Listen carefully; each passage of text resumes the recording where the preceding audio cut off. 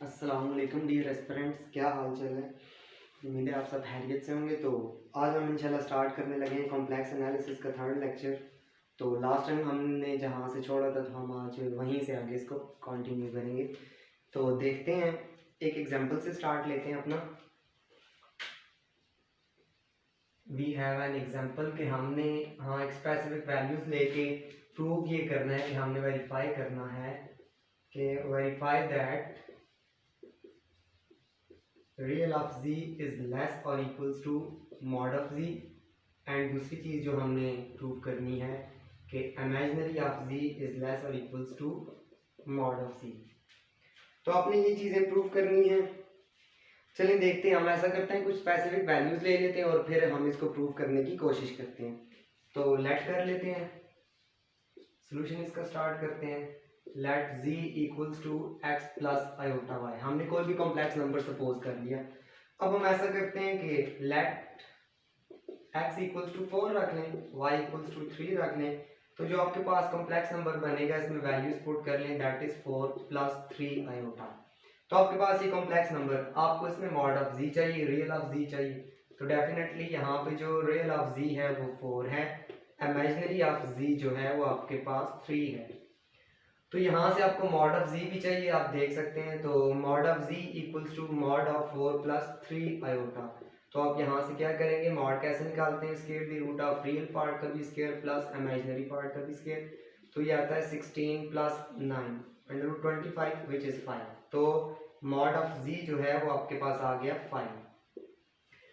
अब हम ऐसा करते हैं कि कंपेयर करने की कोशिश करते हैं कि देखें रियल ऑफ z जो था वो 4 था और मॉड ऑफ z जो आया वो 5 आया। तो अगर यहाँ पे हम इसमें वैल्यूज पुट करने की कोशिश करें कि दिस इम्प्लाइज कि 4 जो है इट इज़ लेस और इक्वल टू 5, तो ये बात होल्ड कर रही है। कैसे होल्ड कर रही है, या तो 4 जो है 5 से लेस है या इक्वल। तो डेफिनेटली दोनों में से अगर हम यहाँ से इम्प्लाइज कर लें कि 4 इज लेस देन 5 तो वाकई ये बात होल्ड करती है। 4 क्या था, 4 यहाँ पे रियल ऑफ z था और मॉड ऑफ z कितना है आपके पास, मॉड ऑफ z जो है वो 5 है। तो यहाँ पे आप कह सकते हैं कि real of z is less और equals to mod of z। Similarly imaginary of z आपके पास क्या है, वो था इमेजिनरी ऑफ z जब आपने निकाला तो दैट इज 3, वो 3 था। इसके अलावा मॉड ऑफ z जो है वो 5 ही है, यहाँ आपने निकाला हुआ है। तो यहाँ से देख लें, ये आया एक्चुअली आपके पास 3 इज लेस और इक्वल टू 5। तो 3 क्या था, 3 is actually imaginary of z। तो imaginary of z is less and equal to, and 5 क्या था आपके पास, 5 मॉड ऑफ z था। तो ये चीज़ यहाँ ये भी होल्ड कर रही है। तो इस तरह से हम अपनी गिवन जो वेरिफिकेशन है उसको कर सकते हैं। अच्छा, इस तरह से अब आपने एक स्केचिंग करनी है कॉम्प्लेक्स नंबर की। वो किस तरह से करते हैं, फॉर एग्जांपल मैं कोई और एग्जांपल ले लेता हूँ। मेरे पास एक और एग्जांपल है, that is actually sketch the set of points given bye,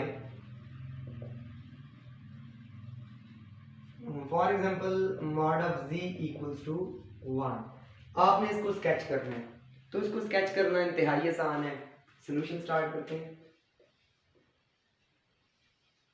late z equals to x plus iota y। आपने कोई कॉम्प्लेक्स नंबर ले लिया, इसका मॉड निकाल लें। मॉड क्या आएगा, square the root of x square plus y square. इसमें वैल्यू पुट कर दें, this implies mod of z 1 की इक्वल है और मॉड ऑफ z की वैल्यू आई आपके पास under root x square plus y square, this is 1। दोनों तरफ अगर आप स्क्वायर ले लें तो x square plus y square 1 की इक्वल आएगा। तो डेफिनेटली एक सर्कल की इक्वेशन है, इसको आप इस फॉर्म में भी लिख सकते हैं, x minus 0 whole square plus y minus 0 whole square equals to 1 square. तो डेफिनेटली ऐसा सर्कल है जिसके अगर सेंटर के कोऑर्डिनेट्स देखें तो ये आपके पास 0 0 आते हैं। x minus h whole square plus y minus k whole square equals to r square से अगर आप इसको कंपेयर करते हैं तो आपके पास जो h और k है ये 0 0 है।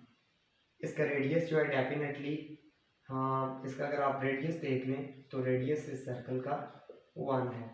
तो आई थिंक इसको अगर आप प्लॉट करें तो ये बड़ा इजी वे से आप इसको प्लॉट कर सकते हैं।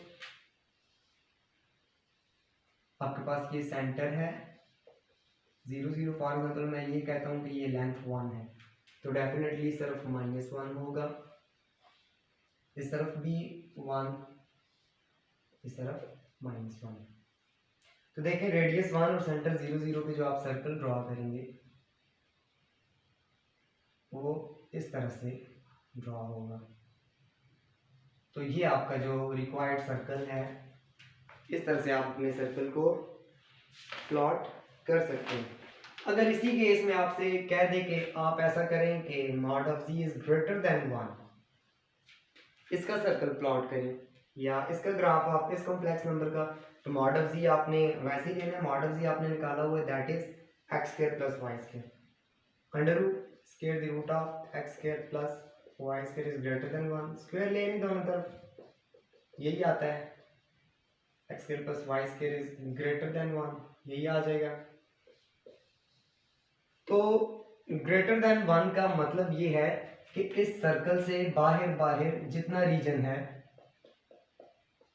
वो आपकी अंडर कंसिडरेशन आएगा, वो सारा रीजन, क्योंकि ग्रेटर देन 1 हो गया। 1 से बाहर जितना रीजन है, इस पूरे सर्कुलर रीजन से बाहर जितना आपका कॉम्प्लेक्स प्लेन है वो सारा आपकी अंडर कंसिडरेशन। अगर आपके पास इस तरह की इक्वेशन होती है कि mod of z is less than 1, तो उस केस में क्या हो जाएगा, x square plus y square is less than 1। तो लेस देन 1 के लिए मतलब इस सर्कल के अंदर अंदर, ठीक है, इस सर्कल के अंदर वाला जो रीजन है वो सारा रीजन आपके अंडर कंसिडरेशन होगा।